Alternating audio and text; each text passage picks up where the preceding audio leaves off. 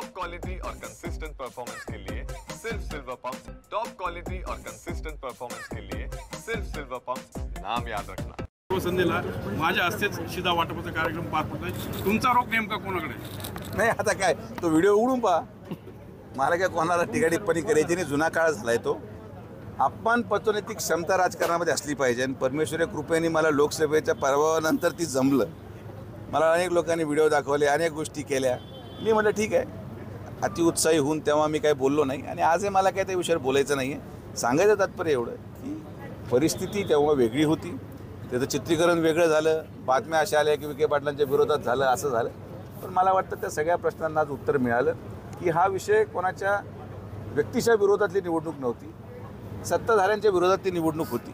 एका विशिष्ट सत्ताधाऱ्यांच्या विरोधात लोकांनी कौल दिला, पण सगळे लोक कधी ना कधीतरी विखे पाटील परिवाराचा भाग राहिलेले होते आणि ते आज या कार्यक्रमाच्या माध्यमातून सिद्ध होऊन गेले। हाताच्या 340च्या बाबतीत तुम्ही उल्लेख केला, आत्ताच जल्लोष साजरा केला आहे, फटाके फोडले, नेमकं काय?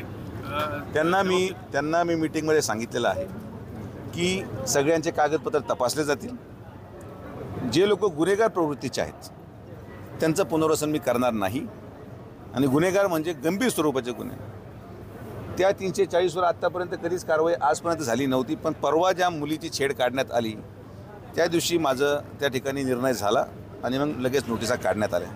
जे कोणी मुलीच्या सुरक्षिततेत धोक्यात आणेल त्याच्यावर कारवाई करण्याचा निर्धार माननीय नामदार राधाकृष्ण विखे पाटील साहेबांनी उचलला आहे। लाडकी बहीण योजना नुसतं पैसे देण्यासाठी नको आहे, लाडकी बहीण अंतर्मनातून आम्ही मानतो आणि म्हणून बहीण नुसती पैसे देऊन सुरक्षित होऊ शकत नाही, हे गुंड प्रवृत्तीच्या लोकांपासून सुरक्षित ठेवण्याची जबाबदारी या भावाची आणि तो शेवटपर्यंत लढणार।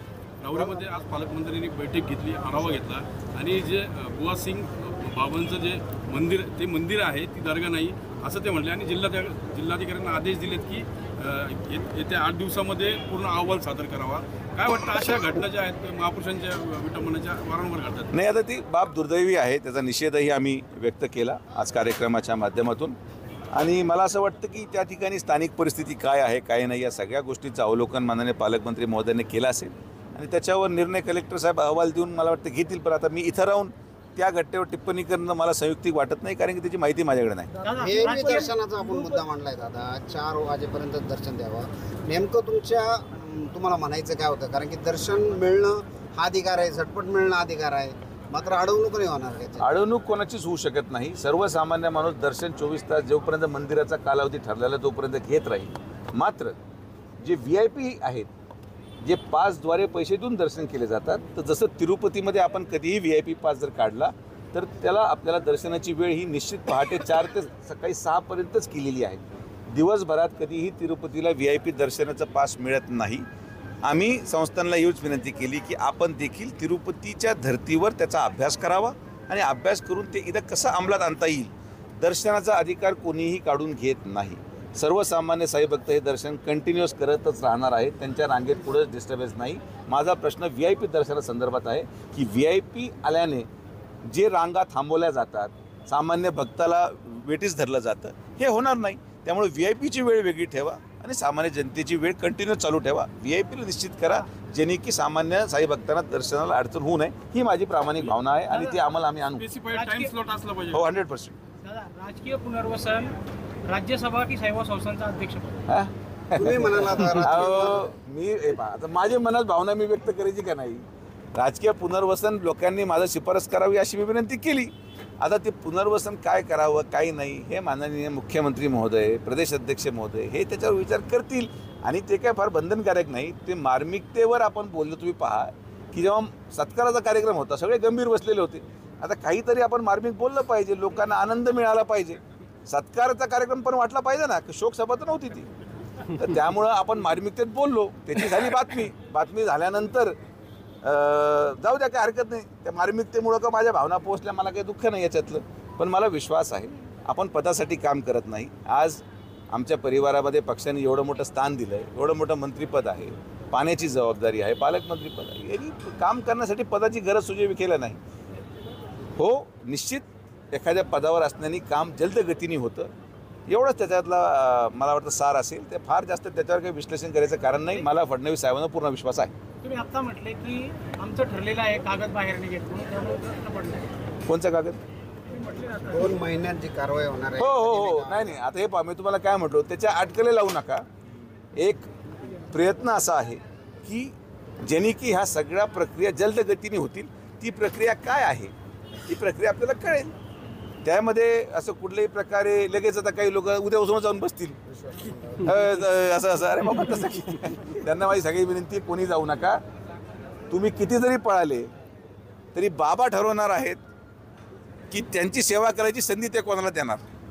त्यामुळं मुंबईला जाऊन शेटिंग करून हेवे दावे करून आत्तापर्यंत ज्यांनी काही पदं महाविकास आघाडीच्या कालावधीमध्ये जेव्हा विश्वस्त मंडळ नेमलं गेलं तेव्हा कोण विखेंना विरोध करू शकतं, कोण राजकीय द्वेषाने विखेला त्रास देऊ शकतं असे लोक निवडून ठेवले होते. काय झालं तर जे लोक शिर्डीच्या विकासासाठी नाही आहेत, जे लोक साई भक्तांच्या विकासासाठी नाही आहेत ते कधीच या खुर्चीवर बसू शकत नाही. मागच्या 10 वर्ष आम्ही बसू दिलं नाही. आम्ही म्हणजे जे काही याचिकेकर्ते असतील आणि ते लोक. आणि यापुढं देखील मला विश्वास आहे की हे जे मी काय बोललो याचा कुठलाही वेगळा अर्थ काढू नये. कोणीही मुंबईला लगेच पळायला सुरुवात करू नका. तशी काहीच प्रक्रिया नाही आहे. आम्ही फक्त माननीय मुख्यमंत्री महोदयांकडं एक वेगळा मार्ग जो आम्हाला पटला की ज्यांनी की हे 598 कर्मचाऱ्यांचं उदाहरण आपल्यासमोर आहे की 8-8 महिने ऑर्डर देऊन फक्त एक छोटीशी मान्यता देण्यासाठी वेळ लागत असेल तर त्याचा मार्ग काय काढला जाईल असं अभियुक्त महाराष्ट्र राज्यांचे बरोबर घेऊन विधिवन्याय सचिव आणि माननीय मुख्यमंत्री महोदयांसमोर बैठक होऊन त्याचा निर्णय होईल. मुंबईला कोण पळणार आहे असं वाटतं आपल्याला? मुंबईला कोण पळणार आहे लिस्टच बरी मोठी आहे. लिस्टच बरी मोठी आहे पण जाऊ द्या काही हरकत नाही. बरेचसे लोक मुंबईला गेले तिथे शांतता पण राहते त्यामुळे काही अडचण नाही. फिरून आलेले काही वाईट नाही. दादा हाय बॅरियरचा आपण मुद्दा उचलला त्यानंतर हाय बॅरियर्स लावण्यात आली शहरात मात्र अपघात होत आहेत. काल देखील एक ट्रक धडकला आणि बॅरियर्स आता दिवसा लोकांना बॅरियर दिसत नसेल तर याच्यापेक्षा आता मी काय करू शकत नाही. वेळ लागेल. कधी कधी काय असतं जे ड्रायव्हर असतात ट्रक ड्रायव्हर ज्यांना वारंवार त्या रस्त्यावर सवय त्यांना रस्ता पाठ असतो ते डोळे बंद करून सुद्धा रस्त्यावर स्थिर चालू शकतात. अचानक एक नवीन बॅरियर आल्यामुळे त्यांना ते लक्षात येत नाही. ट्रॅफिक पोलिसचा दोष आहे. ट्रॅफिकशी मी विनंती केली की तुम्ही डायव्हर्जन अगोदरच पोलीस उभी करा ज्याने की घटना घडणार नाही. शेवटी आपला प्रयत्न आहे तो नो व्हेकल झोनच करायचा आहे भविष्यात जाऊन. पण आज लाईट व्हेकल करतोय. लाईट व्हेकलमध्ये मग नो व्हेकल झोन कारण की तिथं साई भक्तांना त्रास होतो, गाड्यांचा धक्का लागू शकतो, अनेक अनधिकृत गोष्टी पण चालतात. तर ही एक प्रक्रिया आहे आणि ती लवकरात लवकर मला वाटतं सुरळीत होऊन जाईल.